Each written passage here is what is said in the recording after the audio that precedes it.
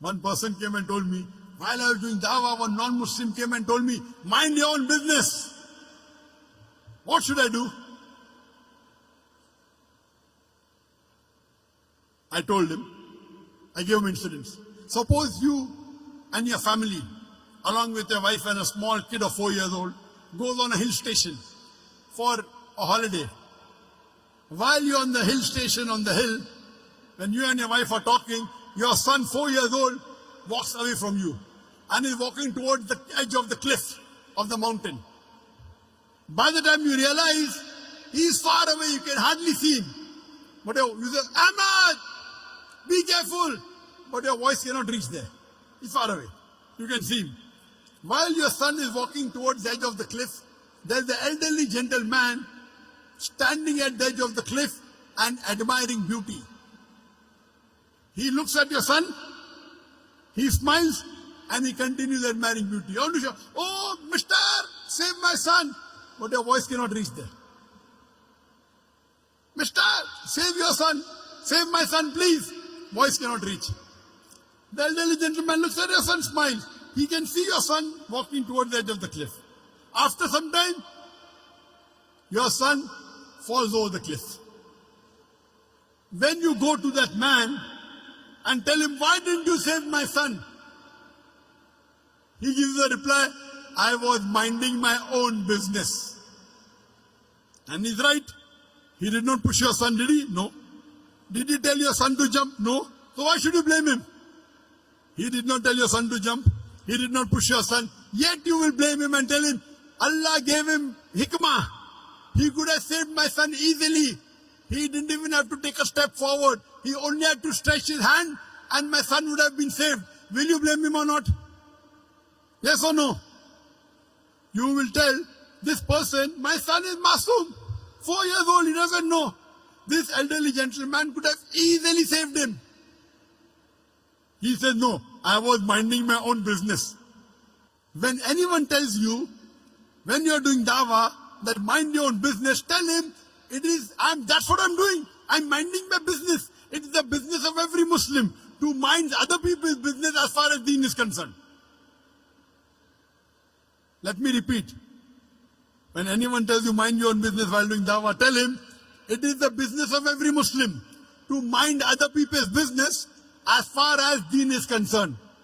كنتم خير أمة أخرجت للناس تأمرون بالمعروف وتنهون عن المنكر. We are the best of people because we enjoy what is good and we forbid what is wrong. That is what we are doing. We are doing our duty. We are enjoying the good and forbidding what is wrong. We are doing correct. Why you should feel shy?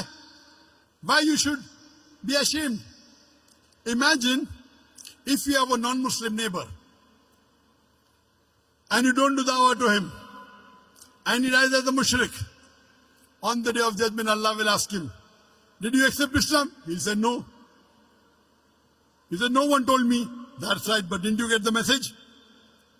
Allah gives the message himself. He didn't accept Islam. He'll go to hell. Allah will ask you, did you deliver the message to your non-Muslim neighbor? And if you say no, you will follow him. You will follow him because to deliver the message to the non-Muslim is fard. If you do not deliver the message to your non-Muslim neighbor, you will follow him and you will also go to hell. Allah subhanahu wa ta'ala says in Surah Al-Asr, chapter number 103, verse number 1 to 3, the criteria to go to Jannah.